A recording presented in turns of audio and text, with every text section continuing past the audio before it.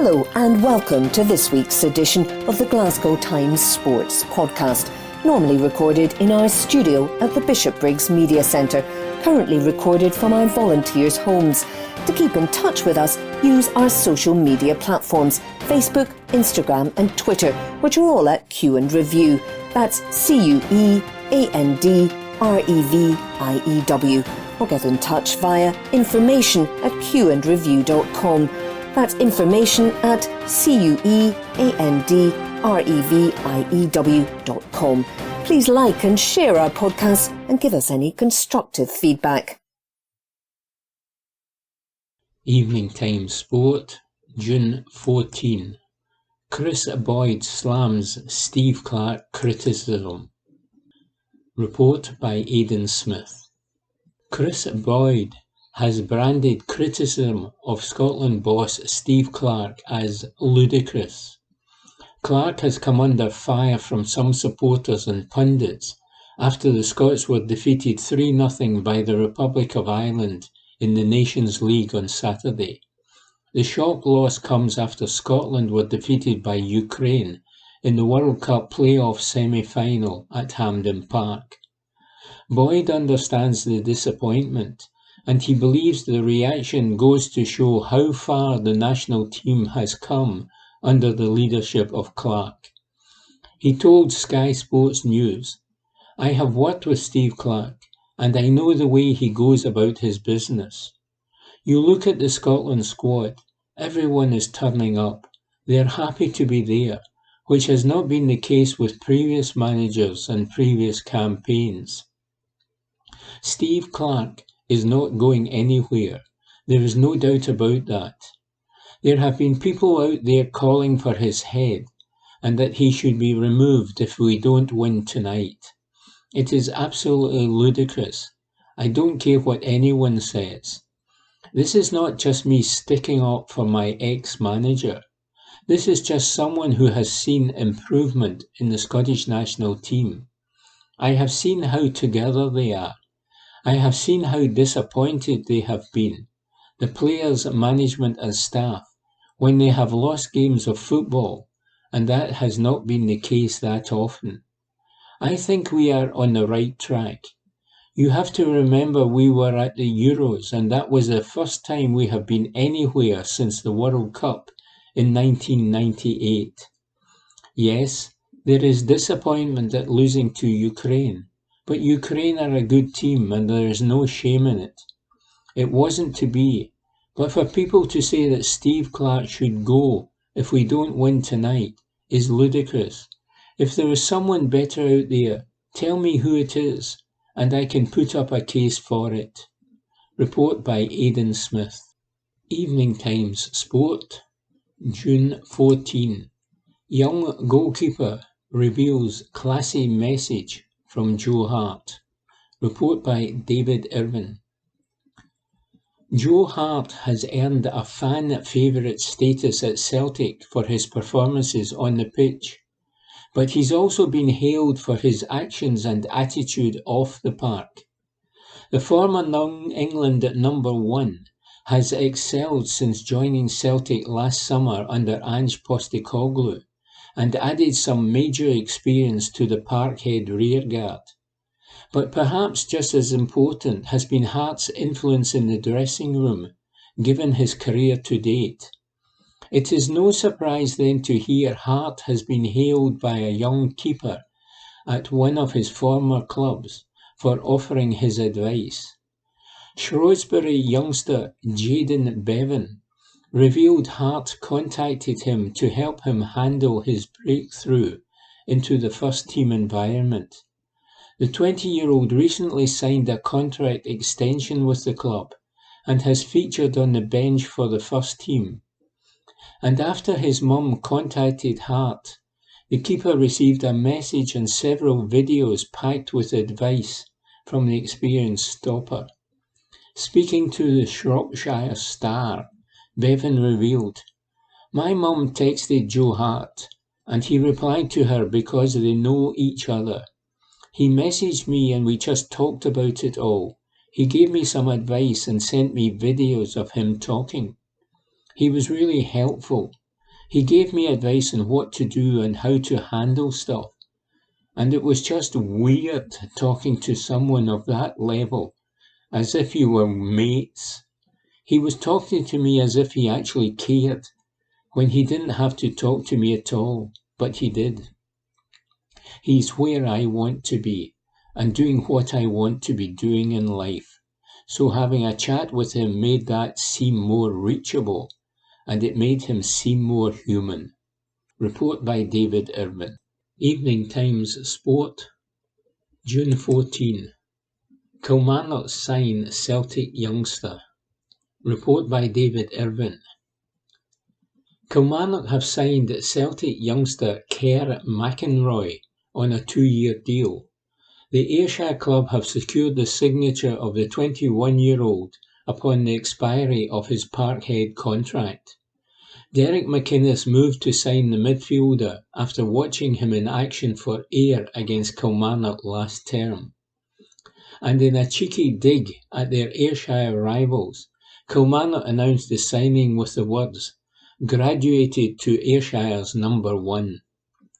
McInroy will now be playing in the Scottish Premiership as Kilmarnock prepare for their return to the top flight after winning the Championship title. Speaking to the Kilmarnock website on his move, McInroy commented, "I am delighted to be here and buzzing to get the deal done in time for pre-season starting, so I am looking forward to getting going with the boys. I wanted to go to a club that wanted me and play at the highest level possible. I spoke to the manager and he really wanted to get me in, so that had a big helping hand in my decision. I look forward to bedding in as quickly as possible and seeing how I fit into the squad." McInnes said, "Kerr is a player we came up against last season for Ayr, and we feel he can give us that nice left-sided balance in the middle of the pitch. He's a good age to try and develop to get those improvements from him in our team. We have liked what we've seen from him, and it's a step up for him to play in the Premiership, so we are pleased to get him on board." Report by David Irvin. Evening Times Sport, June 14. Nick Rodgers says, "Shots fired as no end in sight to golf civil war." Well, you can say one thing about the LIV Golf Invitational. It generated quite a staggering amount of coverage. If you leafed through the newspaper, tuned into the radio, switched on the telly, or scrolled through social media last week, what did you see and hear? Yes, that's right. LIV Golf here, LIV Golf there, and LIV Golf bloomin' everywhere.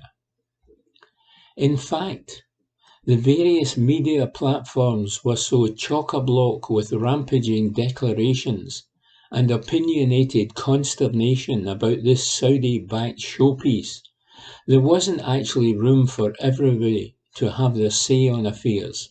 So folk ended up bursting into spontaneous outpourings of elaborate mime, expressive dance, and extravagant shadow puppetry just to get things off their chest.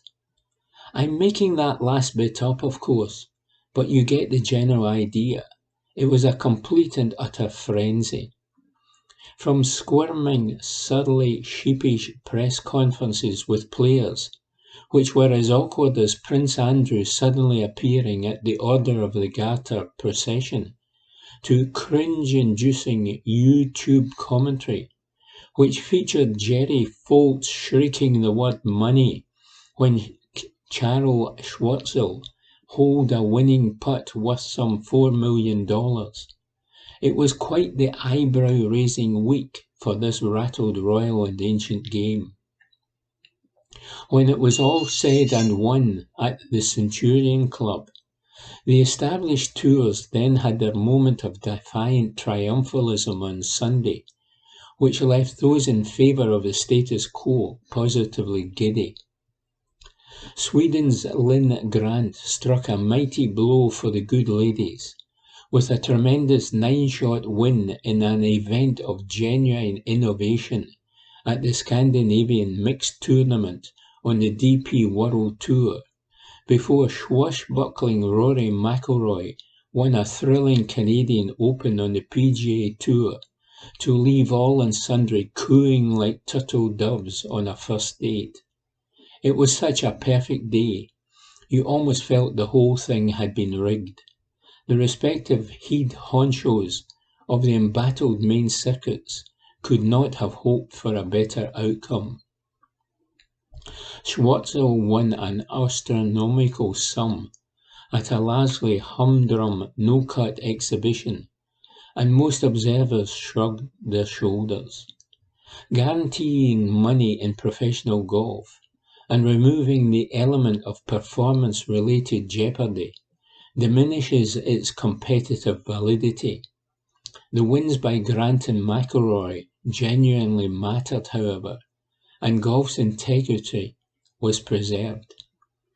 In the euphoric aftermath of his 21st PGA Tour triumph, McIlroy was jubilant and cocked a sizable snook at LIV Golf CEO Greg Norman. "I had extra motivation with what's going on across the pond," said McIlroy. "That guy Norman that's spearheading that tour has 20 wins on the PGA Tour, and I was tied with him, and I wanted to get one ahead of him, and I did." It was another salvo fired in professional golf's ongoing civil war, and the battle looked set to rage for a while yet. At the LIV Golf Invitational prize-giving ceremony on Saturday, Norman once again declared, "Trust us, this is just the beginning." Underestimate his bullishness at your peril. Bryson DeChambeau and Patrick Reed are the latest names to sign up to his series, which has 3 stops coming up on American soil over the next couple of months. DeChambeau, like another major winning defector, Dustin Johnson, swore his allegiance to the PGA Tour not so long ago. "My word is my honour" doesn't mean much, though, when confronted with a humongous check. What was it Oscar Wilde said again? "I can resist everything except temptation."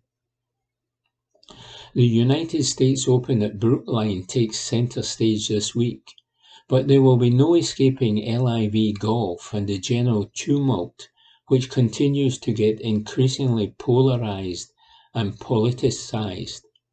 On Sunday night, Jay Monahan, the PGA Tour Commissioner, made his first public appearance since issuing suspensions to the 17 PGA Tour members who played at the Centurion Club, and used the 9/11 atrocities to outline his resistance to the Saudi-led series. Given that a number of his PGA Tour players were granted releases to play in the Saudi International back in February, this emotive escalation of opposition was somewhat confusing. It underlined the mind-mangling complexities and sensitivities of the current situation. The LIV saga will no doubt rumble on too when the 150th Open takes place next month. There is a suggestion that the USGA and the R&A, in their role as custodians of the global game and respective organisers of these 2 major championships, should emerge from the safety of their bunkers and attempt to formulate some sort of ceasefire between the hostile parties.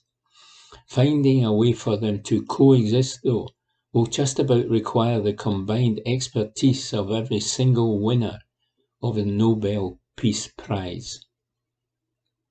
On this side of the Atlantic, meanwhile, the Saudi influence in golf will be on show again this week back at the Centurion Club, when the $1 million Aramco Team Series takes place on the Ladies European Tour. The Saudis, through the Public Investment Fund and Aramco, have a number of events totaling $7 million on a ladies' European tour, which simply cannot afford to turn down such a hefty investment. The source of these finances may still be questionable, but the money over morals debate is more muddied when we're discussing the need of the female golfers compared to the greed of their male counterparts. I'm sure golf was much simpler when it was sponsored by cigarettes and booze. "Can you get me a pint and some baccy, please?" asks Nick Roger. Evening Times Sport, June 14. Partick Thistle sign Stephen Lawless. Report by Ewan Payton. Stephen Lawless has rejoined Partick Thistle. The Jags have snapped up the 31-year-old on a 2-year contract. He previously spent 6 seasons with the Championship club between 2012 and 2018. He was Dunfermline captain last year as they suffered relegation to League One. But he will remain in Scotland's second tier next term, with the Firhill club building their squad ahead of a title bid.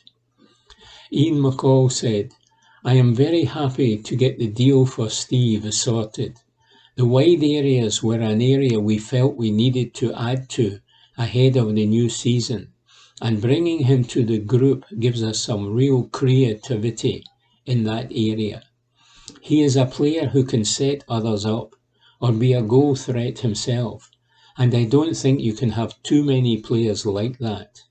On top of that, he has been here before and knows exactly what it means to play for Partick Thistle and represent this club every week.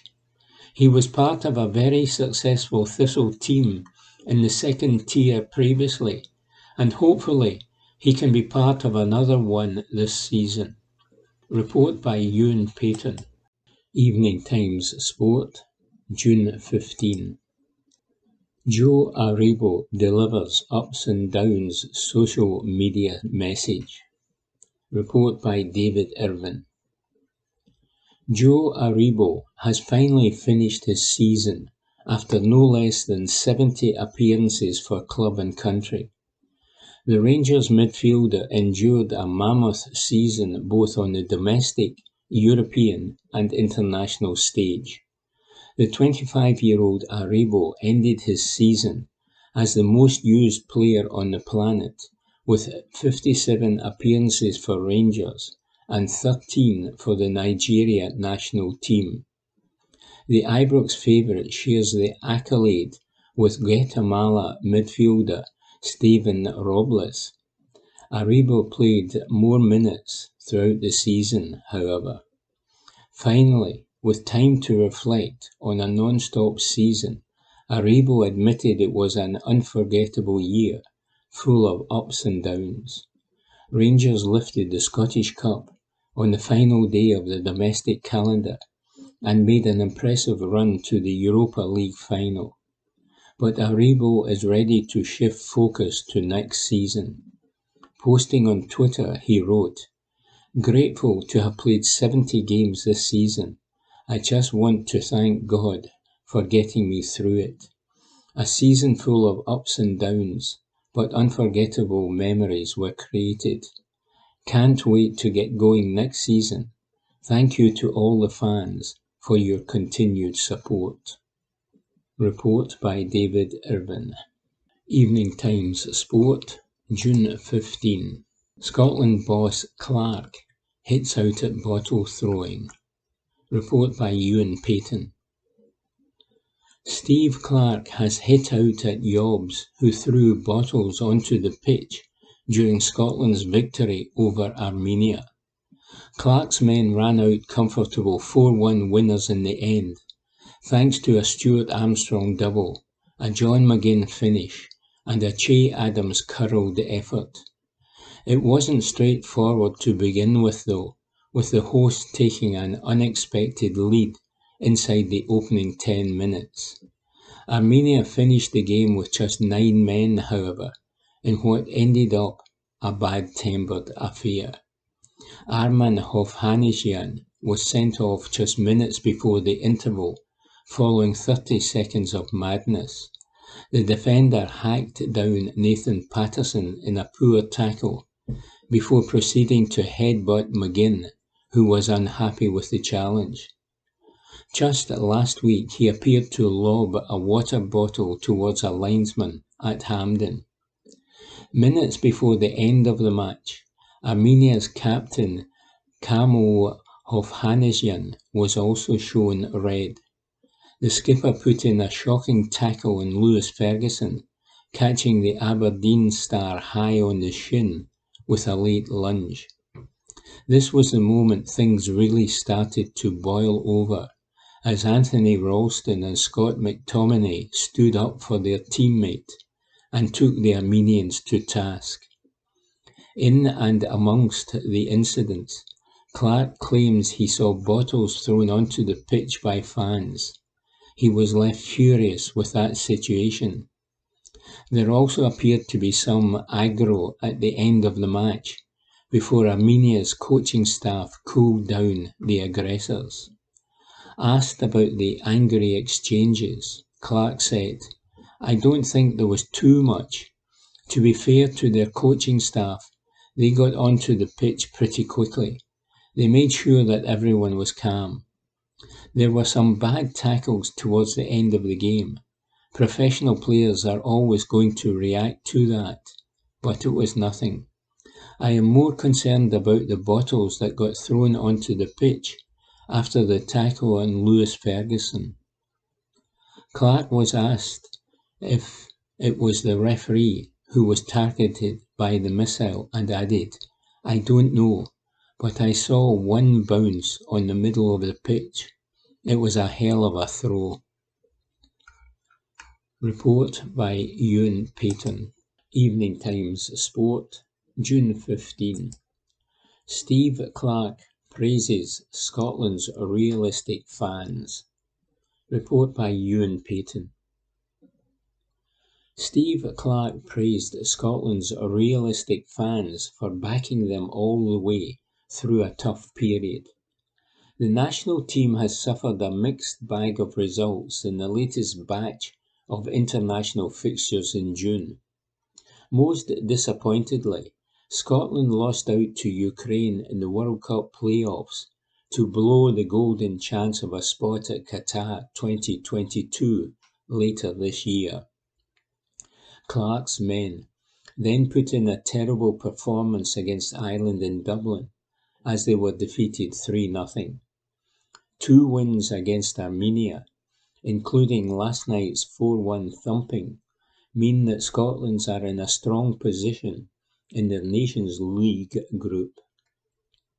But that has not stopped a huge wave of criticism coming the team and Clark's way, in an apparent mood change towards the national team once more, following a spell of overwhelming positivity. Clark knows failure to qualify for the World Cup is not good enough, but he was grateful to a section of the supporters for sticking by his men. He said, "The realistic fans are fantastic. The people who come over here got nothing but praise for them. I'm glad they saw a good performance. But the realistic fans know what we're doing and what we're trying to do. The rest of it is out with our control. It was a difficult schedule for the players, but we have not made excuses. There is no excuse for the 2 games we lost. 2 wins against Armenia are not going to make this international camp a good camp, because it wasn't. We failed in our primary objective, which was to get to the World Cup. We failed in that. We had a really bad performance in Dublin, which put us on the back foot again. So it's nice to bounce back, but there's work to do. It was a game we wanted to win. It was a game we probably had to win, although not necessarily if you look at it mathematically. It puts us in a position where we can go to September and have a realistic chance of topping the group, and that's what we wanted. Report by Ewan Payton. Evening Times Sport, June 15. Inside City Football Group Chiefs ringing Postecoglou endorsement. Report by David Irvin. Ange Postecoglou walked into Celtic as a relatively unknown figure in Scotland. The experienced boss had already led the national side and tasted success in Japan and Australia. But in his big move to Europe, it is fair to say Postecoglou was lesser known. However, Celtic did their research before bringing the Greek-Australian boss to Parkhead, and so far it's majorly paid off. After a double winning season, lifting the Scottish Premiership and Premier Sports Cup trophies, City Football Group chief Brian Marwood has revealed his Ange endorsement. The managing director of CFG, City Football Group, worked alongside Postecoglou at Japan side Yokohama F. Marinos, so knew exactly what skills he brought to the table. And when quizzed by Celtic over the manager, Marwood was more than happy to put his name on the line, backing the boss to be a success in Scotland. Speaking to Keep Up, Marwood revealed CFG spoke to Celtic officials to offer an insight into Postecoglou's methods and give their thoughts on a move. Marwood explained, "We have a great relationship with Celtic. We were happy to endorse Ange when they spoke to us about potentially appointing him as head coach. Again, you look at the work he has done there. After having a very difficult start, he went late in the summer. It was very difficult for him to bring players in, and he was very resolute in terms of his thinking, what his objectives were, and how he needed to create those and deliver them.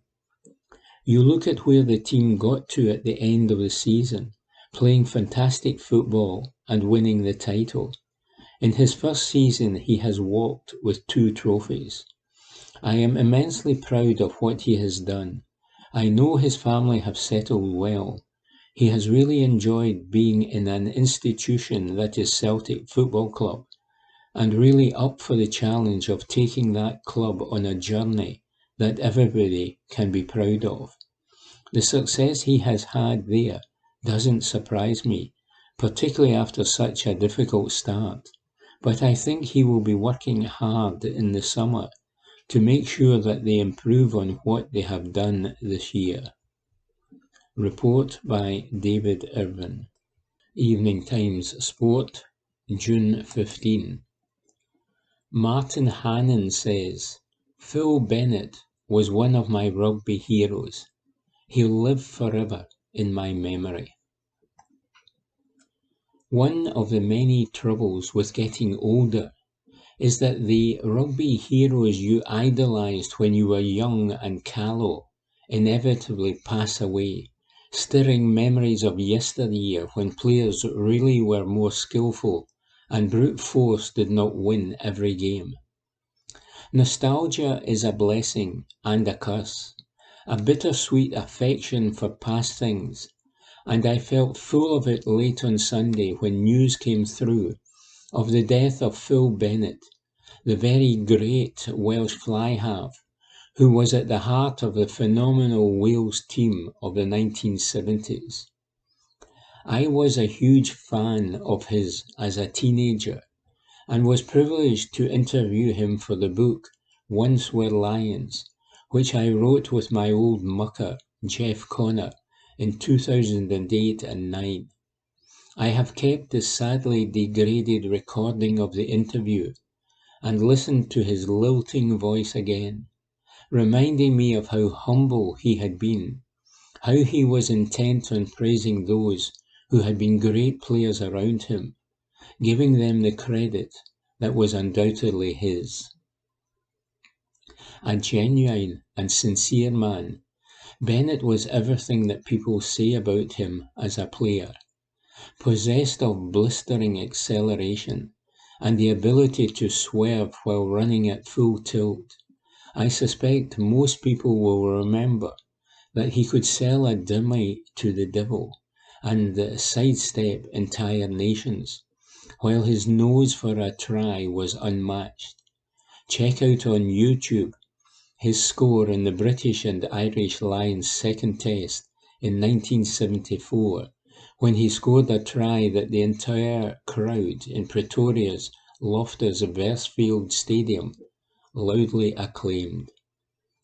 As well as kicking so many penalties and conversions, he scored what has been voted Wales' best ever try, and of course it was against Scotland at Murrayfield in 1977. Mind you, it would probably have been disallowed now, in these days of VAR, as Bennett's pass to David Butcher during the scoring move was definitely forward. Never mind, for as Bill McLaren said in commentary, the try was absolute magic, as was Bennett's extraordinary role in the greatest ever try scored by the Barbarians against the All Blacks in 1973. He was honest to a fault, telling me that he recalled the 1977 Lions tour as one of the worst experiences of his rugby career, and quietly confessed that he had not been up to the job of captaincy. He still ended the tour as the Lions' top test point scorer. Was he the best fly half ever? I don't think that can be decided easily, because people become GOATs at different eras. Bennett was an amateur, and I can only think that if he had played as a full-time professional, then he would have been even better. He captained his country and the British and Irish Lions, but won only 29 international caps. It would have been double or triple that number nowadays. There have been many attempts to name the top 10 number 10s of all time, and the English always choose Johnny Wilkinson, while the Irish currently claim Johnny Sexton as the best. Maybe Finn Russell will eventually be able to be chosen in the top 10, and I think most sensible judges would plump for Dan Carter or Grant Fox of the All Blacks, though I would make a case for Naz Botha of the Springboks, Argentina's Hugo Porta, and Australia's Michael Lynagh, Stephen Larkham, Mark Ella, or Tom Lawton from way back when. For the future, I will be watching Romain Tamac, who I expect to lead France to glory in the World Cup next year. The Welsh have 3 outstanding candidates in Bennett, Jonathan Davis, and the King himself, Barry John. It was John who kept Bennett out of the team at first, and it was only when John retired at the age of 27 that Phil Bennett came into his own, though John Bevan replaced him for several Five Nations matches in the mid-1970s. He bowed out after making a crucial contribution to Wales' third Grand Slam of the 1970s, scoring 2 tries in the Grand Slam clinching match against France. Incidentally, he finished that match as the then top scorer in Five Nations history. Bennett has long since passed into legend, though there was one story about him which actually was in fact. In his captain's pre-match talk before playing England, he told his colleagues, "Look what these bastards have done to Wales. They've taken our coal, our water, our steel. They buy our homes and live in them for a fortnight every year. What have they given us? Absolutely nothing. We've been exploited, raped, controlled and punished by the English, and that's who you are playing this afternoon." There was no recording made of that speech, which was put together by reporters from the accounts of the Welsh players after the game was won. But if I close my eyes, I can just about hear Bennett's distinctive tones exhorting his fellows. Heroes do live forever, but only in our memories, says Martin Hannon. Evening Times Sport, June 15. John McGinn says, take aim at players, not Steve Clarke. Report by Ewan Payton. John McGinn insists Scotland's players should be the only people being criticised for the country's poor recent form. Steve Clarke has come under fire from a large section of the nation's support following the end of another World Cup dream at the hands of Ukraine. The former Kilmarnock manager was also heavily criticised for his team selection and tactics in Saturday's 3-0 defeat to Ireland. But McGinn stood up for his national team gaffer following Scotland's second victory against Armenia in the Nations League in a week. He told BBC Sport, I don't notice, but the team were never in any doubt about what the manager has achieved. If there was any noise about that, then it was wrong. The criticism should have come towards us. I didn't see any, but the criticism should have been towards us as players. It's been a disappointing camp for us overall. One we'll need to reassess and come back in September stronger and play better to our capabilities. Report by Ewan Payton. Evening Times Sport, June 15. Serie A side target Rangers defender. Report by David Irvin. Trabzonspor are preparing a transfer swoop for Rangers fullback Borna Barisic, but could face competition from Italy, according to reports. It is claimed the Turkish side are keen on a summer move for the Croatian defender. However, the Daily Record now report an unnamed Serie A side have joined the chase to sign Barisic. The fullback is under contract at Ibrox until 2024, but it's reported that Trabzonspor boss Abdullah Abche is keen to address a problem area in his side. The Turkish side have also been credited with an interest in AC Milan defender Fode Ballo-Touré, but it's claimed a bid for Barisic could be with Ibrox chiefs soon.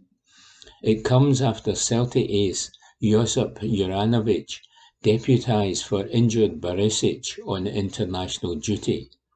And according to Sportske Novosti, Croatian boss Zlatko Dalic is not concerned by Barisic's injury woes. He said, we don't care anymore about injuries at left back. Sousa and Barisic are constantly injured, but I will not worry much about that anymore. We have Juranovic, we have a solution. Both stoppers and Josip Stanisic played very well against France, but not only them, but also Juranovic at left back. Report by David Irvin. Evening Times Sport, June 16. Champions League return will re-energise Callum McGregor. Report by Matthew Lindsay. The demands which have been placed on Celtic and Scotland midfielder Callum McGregor by both his club and country in the last few years have led to concerns being expressed about the long-term impact on both his physical and mental well-being. Yet McGregor has still had limited downtime since lifting the Cinch Premiership trophy aloft at a Parkhead following a final league game against Motherwell last month. He was the only outfield player in the national squad to feature in every minute of all 4 fixtures during the international break that ended with an emphatic 4-1 win over Armenia in a Nations League match on Tuesday evening. The 29-year-old's outing in midweek was his 63rd competitive appearance of the 2021-22 campaign. Can the Scot, who was one of 15 players named in a FIFA Pro report into the dangers of match congestion and travel burden last month, continue to operate at such a high level on a weekly basis going forward without suffering from a serious injury or even burnout? Tom Boyd, the former Scotland and Scotland defender, believes McGregor will benefit greatly from the extended break that he will, due to the Premiership winners going straight into the Champions League group stages next term, get this summer. But Boyd is convinced that his countrymen and all of his Parkhead teammates will return to pre-season training at Lennoxtown next month, fully refreshed and eager to start playing again, regardless of how long they get to unwind. Speaking at Kelvin Grove Park, as he handed over a £7,000 cheque from the Celtic Foundation to the taxi outing to Troon for Children, he predicted that they will be energised by the prospect of featuring in Europe's premier club competition against the cream of the continent. He said, "I have been there myself, not as much as Callum just now, right enough, but a few years ago you literally got 1 week's rest before you started again. But these guys are professional, and they would rather be in there playing football than on holiday with the wife somewhere. No, let's go and start pre-season again. Do you want time off to recharge your batteries?" Speaking from personal experience, no. I know in modern football, with some people playing an exceptional number of games and not getting any rest, they need a couple of weeks break. But if there is a first team game played, you know you would want to play in it. I know they have got this squad rotation now, and you need that with the intensity. The game has slightly changed with the high pressing, the really high pressing that has come into it now. Teams in years gone by didn't do that. But you would rather play every day of the week. You would rather play than train. So yes, just bring it on. I am sure the players will be buzzing and really looking forward to the start of the season. There are a lot of things to happen before the Champions League, but everybody is really looking forward to it. It is the first time in a while.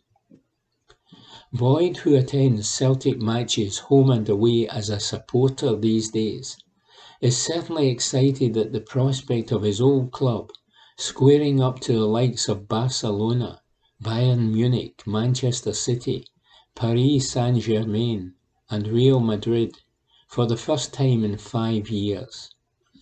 The former left-back skippered his boyhood heroes to their first domestic treble in 32 years back in 2001. And then helped them to qualify for the Champions League for the first time the next term with a memorable aggregate victory over Dutch giants Ajax in qualifying. But he missed out on the matches against Juventus, Porto and Rosenborg.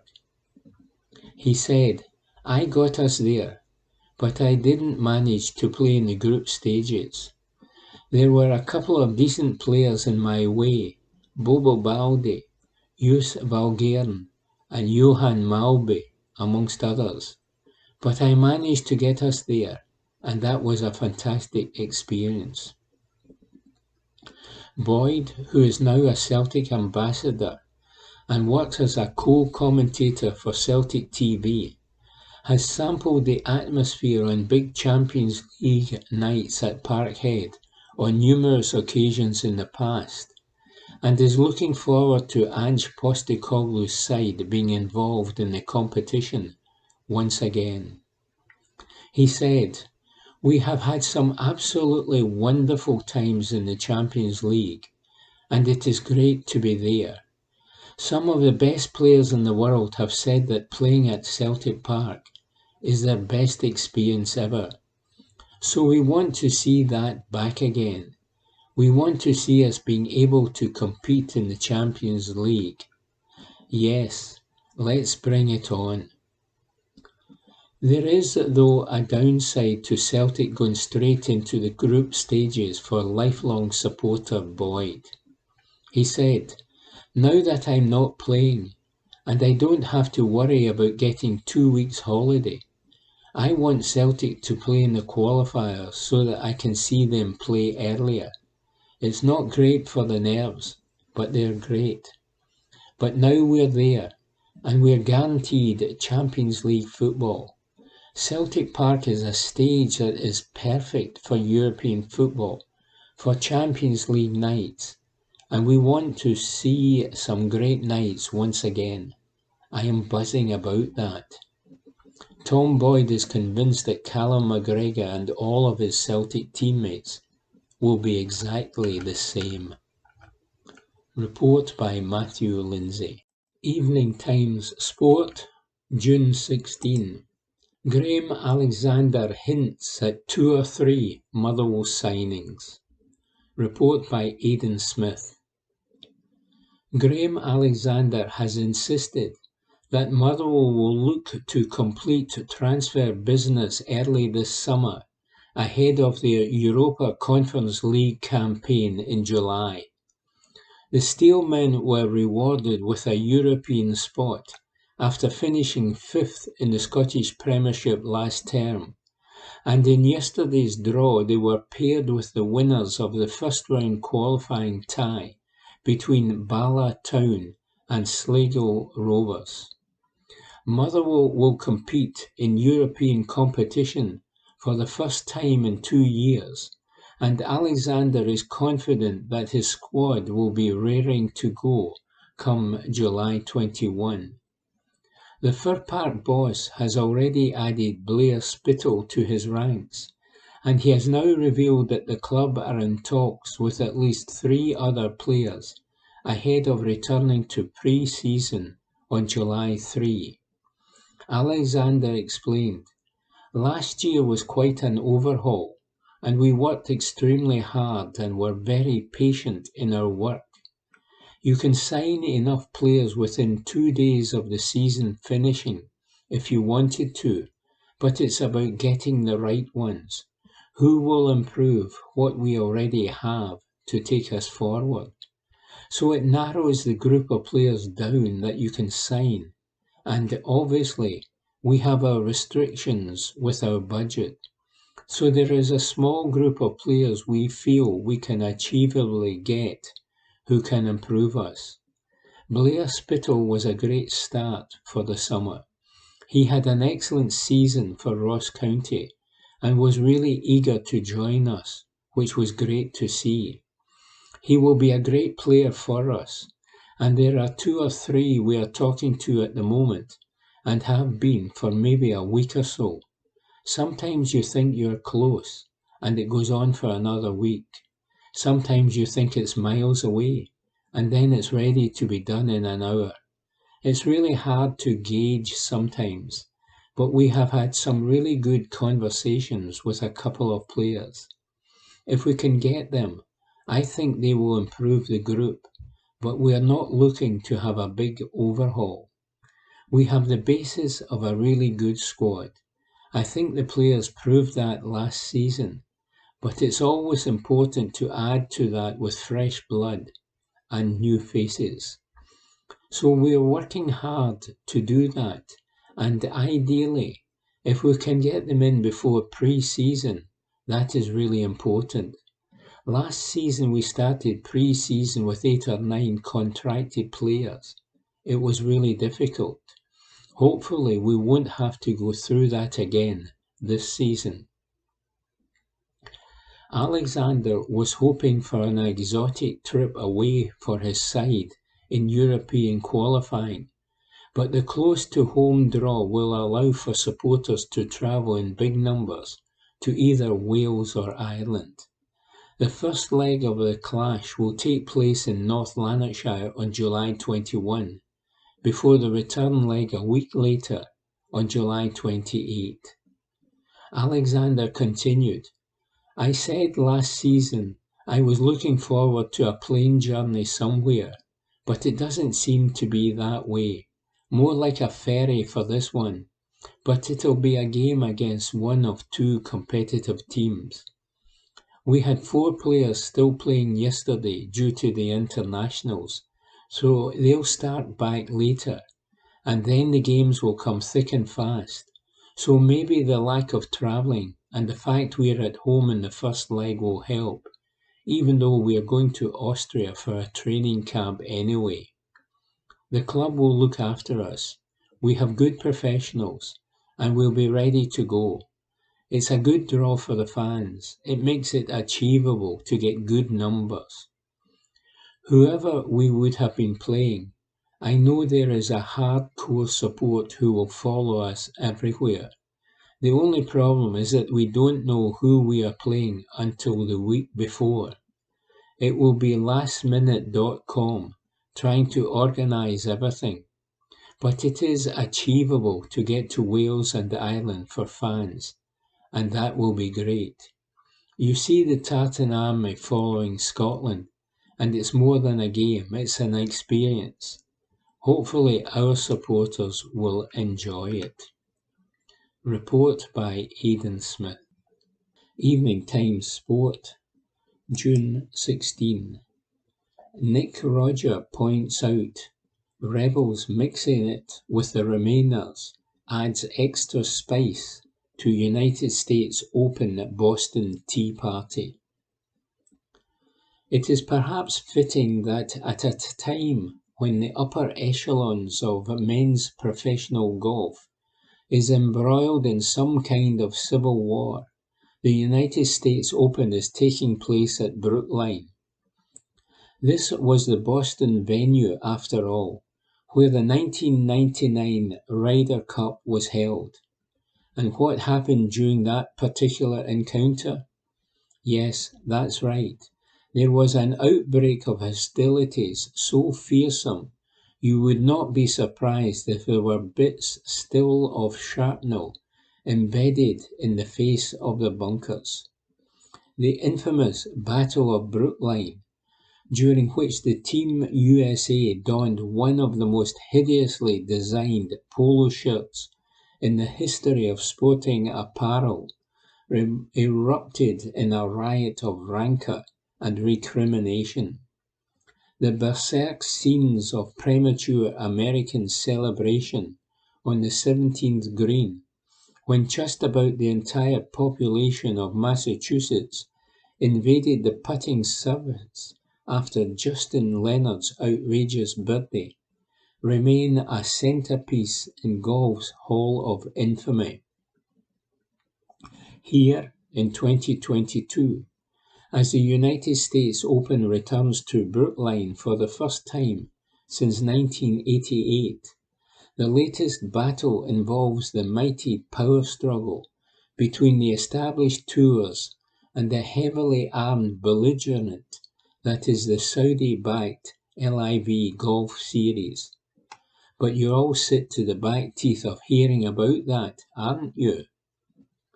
Brooks Koepka, the two-time United States Open, probably spoke for a lot of the scunnered masses the other day when asked about the ongoing circus which is currently consuming the royal and ancient game. Groaned Koepka while rolling his eyes in so much exasperation they just about ended up peering back into his own skull. I'm tired of the conversations. I'm tired of all this stuff. You're all throwing a black cloud over the United States Open. Such sympathy for the organisers of this week's showpiece, the USGA, remains something of a remarkable development. In the build-up to their flagship event, the USGA top brass are usually being routinely criticised for their traditionally brutal course setup. Not this week though. The LIV Golf Palaver has even plunged that annual debating point into the heavy rough of irrelevance. As for the absence of Tiger Woods, well, most folk have probably forgotten that Woods is actually absent. These are strange times indeed, as we get set for this latest Boston Tea Party. A major championship week is always intriguing. The blend of loyal Tour Remainers and LIV golf rebels in the field will add additional spice to proceedings in a neck of the woods that has some of the most boisterous crowds in the USA. Brace yourself for some lively baiting from the hordes in the Brookline Bear Pit. If last weekend's Canadian Open, won in thrilling fashion by Rory McIlroy in front of a delirious throng, was a timely shot in the arm for the status quo, then the third men's major of the campaign should give it a booster jag. If history teaches us anything, then we could be in for the long haul come Sunday night. The United States Open has been held at Brookline 3 times, in 1913, 1963, and 1988, and on each occasion a play-off has been required to determine the champion. McIlroy, seeking a second United States Open title, a fifth major, and a first since 2014, will blast off in buoyant mood, while the world number one Scottie Scheffler has landed in town, aiming to become just the sixth player to win the Masters and United States Open in the same season. Six-time United States Open runner-up Phil Mickelson, meanwhile, has arrived from his re-emergence at the LIV golf event last week, still looking as sheepish as an entire series of one man and his dog. It was Jon Rahm who was the top dog at Torrey Pines last year, with a birdie finish, which brought him his first major crown. The Spaniard knows what it takes to get the job done. It's a United States Open, you need everything, said Rahm, who was the leading amateur in the 2016 US Open and tied third in 2019. You need to drive well, hit your irons well, chip well and putt well, and be mentally sane for 4 days, he said. Keeping the heat while others are losing theirs can bring hefty rewards in the fraught, flummoxing arena of a United States Open. At a tumultuous time for the game, when many think professional golf is taking leave of its senses, there will be plenty to keep the mind occupied this week, says Nick Roger. Evening Times Sport, June 16. Rangers will profit from new SPFL cinch deal despite brand advertising exclusion. Report by Aidan Smith. Rangers will still profit from the new SPFL cinch deal despite being excluded from a revised title sponsorship contract. The Light Blues have been in dispute with the league over the past year since the car retail company began a 5-year deal as the main backer of Scotland's top 4 divisions last June. Rangers have refused to showcase the sponsor's logo within their stadium or on their strips, as they claimed it conflicted with a commercial agreement they already had in place with chairman Douglas Park's firm, Parks of Hamilton.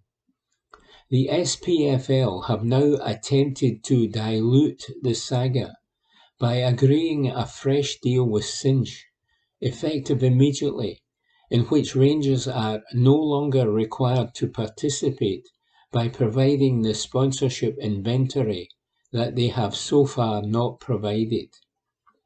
The league's governing body say the new agreement protects Cinch's pivotal investment into Scottish football, and that the overall income to Scottish football is expected to remain materially unchanged over the original 5-year term of the sponsorship.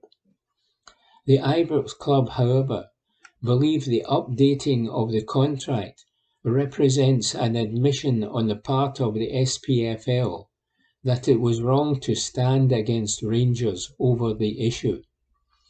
SPFL Chief Executive Neil Doncaster welcomed the tweak to the deal, and he said, "It is extremely good news that we have been able to work with our partners at Cinch to develop an updated sponsorship package which delivers the same level of financial support to Scottish football, whilst providing additional SPFL media assets to Cinch to compensate for the loss of Rangers-related rights.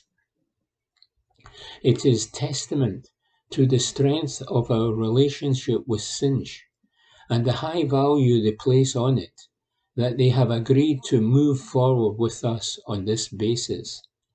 This deal gives us further confidence that we will exceed our budget and deliver fees to clubs of more than £27.5 million for season 2021-22. Murdoch McLennan, chairman of the SPFL, added, "This is a great outcome for the entire game in Scotland. Our friends at Cinch have been brilliant to deal with throughout the whole process. There is so much to celebrate in this SPFL as Cinch and our clubs look forward with excitement to the launch of the 2022-23 fixture list this Friday." A spokesman for Cinch said, "We welcome the evolution of our agreement with the SPFL and are proud of our continued investment into Scottish football across all 4 Cinch SPFL leagues. We are very much looking forward to next season and to continuing the stellar growth of our business in Scotland." A spokesperson for Rangers responded, "This is a full vindication of our stance throughout the past season and further highlights wide-ranging concerns regarding the corporate governance of the SPFL. Report by Aidan Smith. Evening Times Sport, June 16. St Johnstone set to sign Andy Considine from Aberdeen. Report by Aidan Smith. St Johnstone are set to complete the signing of Aberdeen legend Andy Considine after his departure from Pittodrie this summer. The 35-year-old exited the Dons at the end of the season, following an 18-year stint with the club. Considine had originally been offered a 1-year deal with a pathway into coaching in Aberdeen's youth academy, but after further discussions with manager Jim Goodwin, he bid farewell to the Granite City outfit. Now St Johnstone boss Callum Davison has snapped up Considine to add an experienced head to his youthful defensive ranks. The Scotland international also had options of moving abroad with clubs in Australia interested, but instead he has opted to stay in the Scottish Premiership. Considine made 571 appearances during his time at Aberdeen after coming through the youth setup, and he quickly became a huge fans' favourite. The centre-back's arrival in Perth could indicate that Jamie McCart's time at McDermott Park is up after being offered a new deal at the end of the campaign. The double cup winner, along with Zander Clark and Callum Hendry, have all been offered new contracts, but there is yet to be any further movements on agreements. Saints will return to pre-season training on June 22, ahead of a busy schedule of League Cup group stage fixtures. Speaking last week on St Johnstone's transfer business, Boss Davidson said, "It is very important we get our recruitment right this summer. We are looking for quality to bring in to make sure we have a better season next year. Bringing in that quality, players who are ready to go straight into the team, is what we're looking for. Those a few weeks after the season ends are always the same. It is a frustrating time for a manager because you want to get cracking and get everyone signed up. But players have had a long, hard season and are off on holiday with their families and thinking about their options, so it is difficult to get answers." Report by Aidan Smith. Evening Times Sport, June 16.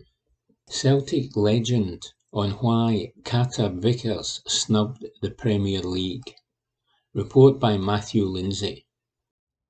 Tom Boyd believes Cameron Carter-Vickers chose to sign a permanent deal with Celtic instead of a move to a Premier League club in England, so he could sample Champions League nights at Parkhead next season.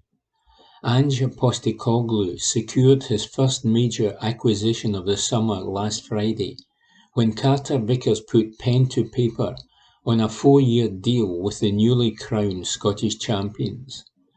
The United States international, who is hoping to feature for his country in the World Cup finals in Qatar in November, was outstanding during a loan spell in Scotland last term. The 24-year-old featured in 45 games in all competitions, helped Celtic to complete a Premier Sports Cup and cinch Premiership double, and became a firm fans' favourite. Carter-Vickers' success in this country generated interest in the Spurs centre-half from clubs down south, but he opted to commit his long-term future to Celtic. Former Parkhead captain Boyd feels the chance to play in Europe's premier club competition in the 2022-23 campaign persuaded the defender to return to his old club. Said Boyd, "Everyone could see the impact that Carter-Vickers made last season. Sometimes we miss out on players like that because they have been playing so well. It is great credit to everyone at the club, the board and whoever who sanctioned the move. We'd seen there was a player there, and the impact he had on loan which worked as it allowed us to see him as a player. He just got stronger and stronger, and by the end was competing for the Player of the Year. You do not want to lose someone like that, and we are extremely happy everyone on the board and the management managed to get it done to continue the squad depth we have got at the moment." Speaking as he presented a cheque for £7,000 from the Celtic Foundation to the taxi outing to Troon, Boyd added, "I have no doubt his experience within the club, whether it is being playing in front of the fans or being told about the atmosphere, swayed him. He's heard it from the best players in the world, saying what a magnificent atmosphere the Champions League nights have, but he sees it every week as well. Whether it be home or away, he sees that, and like anyone, you would want more of it. Thankfully, Cameron will be with us for a few years and can experience some more great nights."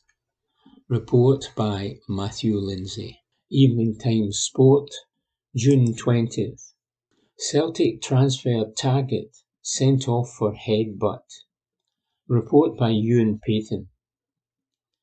It appears Alexandro Bernabei has been gearing himself up for the rough and tumble of Scottish football as a move to Celtic edges closer. The Lanark defender was sent off last night for a headbutt during his side's 1-0 win over Cologne. The 21-year-old left-back is said to be on the verge of a transfer to Celtic, and it has been reported over the past week that Lanark want £4 million for the defensive talent. Some reports say that the deal will go through, stating that it's a matter of when and not if. So if Sunday's game was to be his last appearance for Lanark, Bernabeu ended his time at the club with a sending off. He reacted badly to Santiago Pierotti with just over 20 minutes left on the clock. As the opponents exchanged words, Barnaby then pushed his head into the face of Pierotti as the Cologne player hit the deck. The referee quickly flashed the red card as Barnaby's team in Argentine football potentially came to an end on a sour note. Postecoglou is keen on adding a new left-back for the club's Champions League push and to provide competition for Greg Taylor. Report by Ewan Payton. Evening Times Sport, June 20.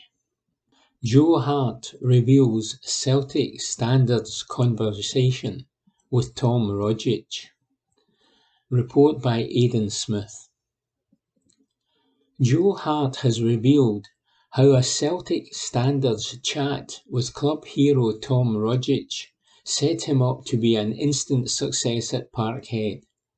The experienced goalkeeper arrived in Glasgow last summer and quickly cemented his spot as the club's new number one. After having a chat with Rogic, who departed the club this summer during a season full of pressure, Hart quickly understood that he and his teammates could not rest on their laurels at any point. And after winning both the Scottish Premiership and League Cup last term, the former Manchester City man is now desperate for more silverware. He explained, "The actual atmosphere is exciting and an amazing thing to be part of. But for me personally, being a family man, I've loved being able to bring my family, friends and children to a club that values things like that. You see people who have been supportive for years and others that will be fans for years after, and those are the things that I really enjoy about the club. The atmosphere and support are fantastic. We feel it everywhere we go. But the values of the club are something that hits home for me and something I'm proud to be part of. I've loved every moment, but I've always loved playing football, fighting for things and being at the top. I love the pressure it brings, cup finals, semi-finals, being close to the supporters, and all that happens here. All the things I love about football is what this football club is. Last season sounded tough, but you can't forget the previous 9 successful seasons this club had. Tom Rogic said to me during the season that we won't be defined by what happened last season. We are bigger than that, and we have an opportunity to do what we can while we are here borrowing the shirts. Time moves on quickly, so you have to take every opportunity as it comes." Report by Aidan Smith. Evening Times Sport, June 20. Kyogo left stunned after being put in headlock by Neymar. Report by Mark Walker. Celtic star Kyogo Furuhashi has revealed he was left stunned after Brazilian legend Neymar put him in a headlock in their recent friendly. Furuhashi was playing for Japan in the Glamour friendly at the start of the month against the star-studded Brazilians, but they fell to a 1-0 defeat after PSG star Neymar converted a late penalty. But the Parkhead favourite admits he was left stunned by the dirty tricks employed by the former Barcelona ace when Furuhashi decided to take it upon himself to mark him at a set-piece. He said, "Originally, I was not supposed to be marking him at a corner, but there was an extra player, and so I went to mark him instead. I had to get close to him, but I was completely shocked when he put me in a headlock. I couldn't move. I was completely stuck. He did it in a way so the referee couldn't see it. I actually laughed about it later. Brazil were very, very good. Casemiro in particular was amazing. He was ridiculous, in fact, in terms of positioning, passing, and his defensive play. It was actually quite crushing to be on the pitch with someone as good as him." Report by Mark Walker. Evening Times Sport, June 20. Alfred Morelos will be key for Rangers' success, insists Chris Burke. Report by Ian Collin. Chris Burke insists hanging on to Alfredo Morelos could be key to success for Rangers this season. The Colombian has been linked with a big money move to Spanish side Seville as he approaches the final year of his current deal at Ibrox. The Light Blues are said to be in contract talks with the 25-year-old, who scored 18 times in 42 appearances last season before injury curtailed his campaign and ruled him out of the Europa League final. Burke reckons the prolific marksman would be tough to replace if he does move on, and the former Rangers winger hopes his old club are not left seeking a new striker and a goalkeeper as question marks remain over Alan McGregor's future. He said, "Obviously, every single window there's speculation on Alfredo Morelos. He's in the last year of his contract, and do they sell him now, or do they keep him? He scored 18 goals in total last season, and he is an important figure for this Rangers side. It is very difficult to find a striker that always scores goals. I think that's going to be an important factor. If Morelos goes, he'll be very difficult to replace. And also, you've got the likes of Alan McGregor, who has had a terrific second spell. Does he retire, or does he move on? For me, I would love to see him continue his journey at Rangers. Rangers, if you look at it, could be looking for a new number 9 and a goalkeeper." Report by Ian Collin. Evening Times Sport, June 20. SPFL chairman branded useless by Partick Thistle boss. Report by Ewan Payton. SPFL chairman Murdoch McLennan has been branded bloody useless by Partick Thistle manager Ian McCall. The Jags boss appeared on BBC's Off the Ball this weekend as a guest on Tam Cowan and Stuart Cosgrove's show.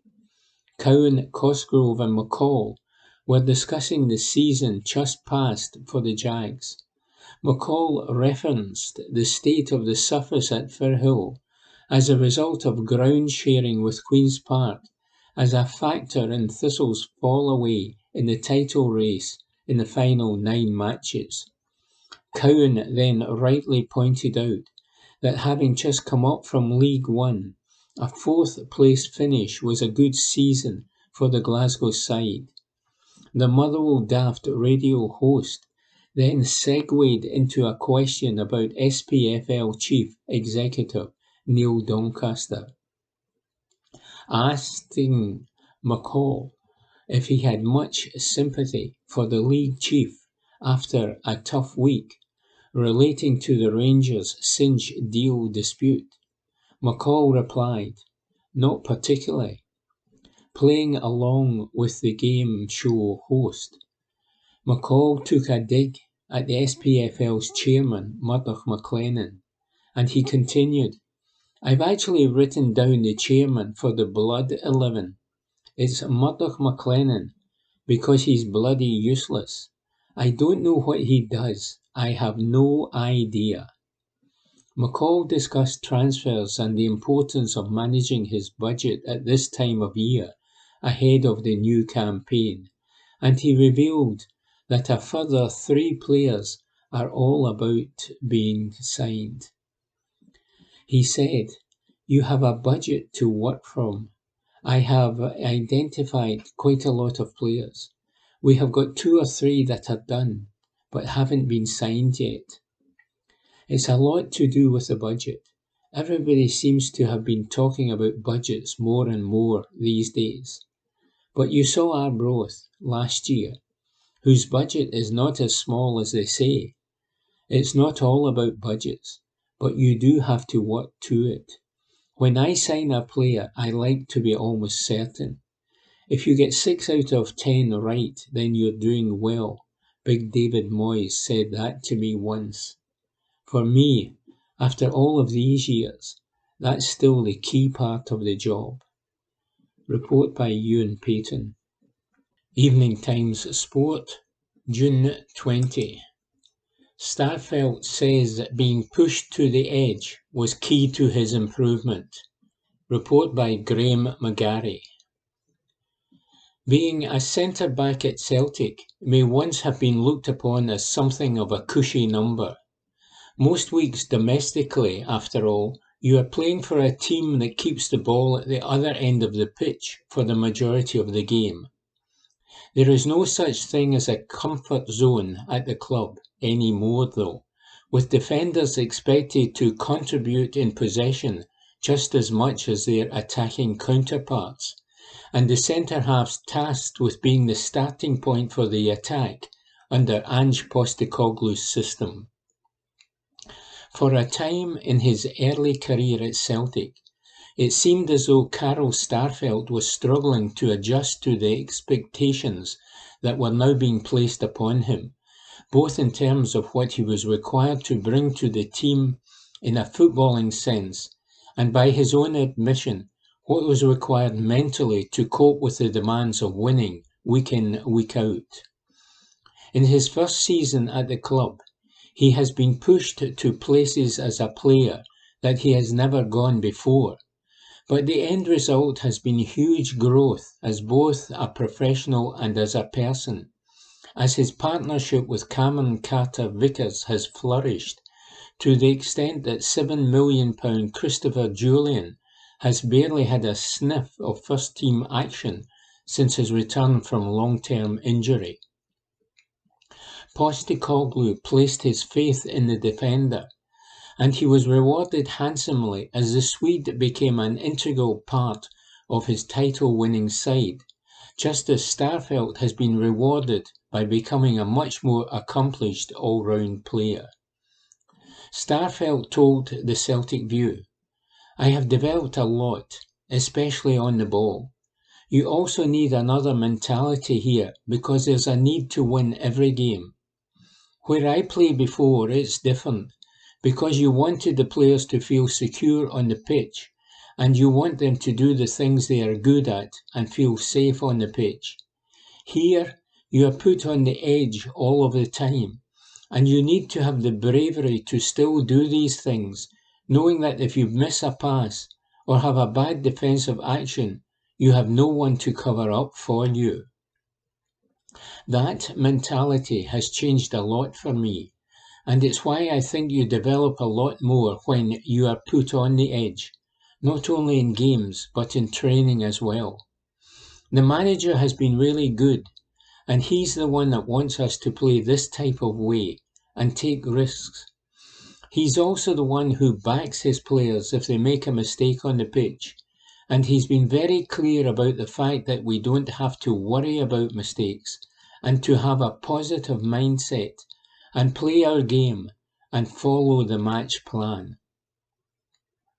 A major part of Celtic's success under Postecoglou thus far has undoubtedly been the manager's ability to get not only his players, but the entire club and the fan base to buy into him and the direction that he has set Celtic on.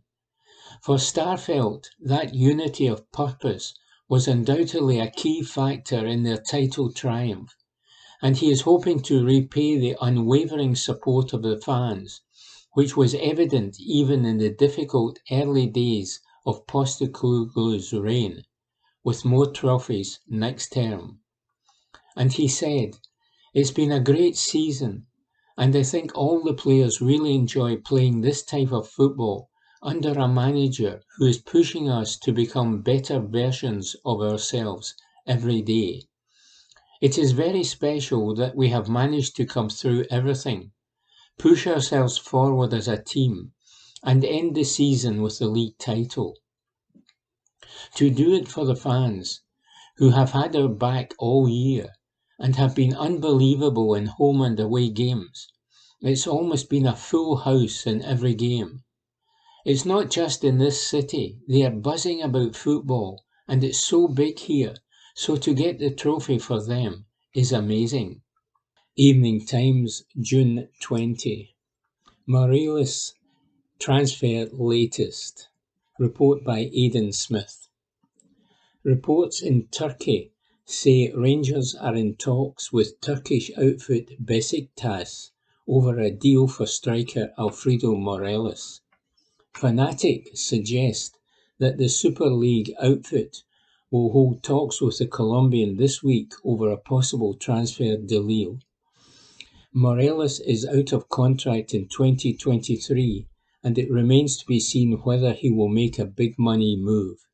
The Rangers striker has never shied away from discussing a big money move away from Ibrox, and he has revealed that he would like to test himself in an elite European league. Despite this, he has also hailed the Ibrox fans for their support during his time at the club. He explained to a Colombian radio station, "Rangers fans are loyal fans who support us everywhere we play. That feeling of knowing fans travel to other countries far away from Glasgow is wonderful. I feel that unconditional support. They love me a lot. They cheer my name at every game, in every stadium. As a player, this motivates me to keep working, keep playing well, and to want to stay playing there for years to come." Last week we told how Morelos was linked with Spanish outfit Seville. The La Liga giants are priced at 3-1 to sign the Ibrox frontman, with Steven Gerrard's Aston Villa second best at 6-1. Crystal Palace 7-1 and Newcastle 8-1 are also quoted, with Leicester, the current outsiders, at 10-1. Report by Aidan Smith. And that was this week's Glasgow Times Sport podcast, normally recorded in our studio at the Bishopbriggs Media Centre, currently recorded from our volunteers' homes with the publisher's kind permission. Thanks for listening.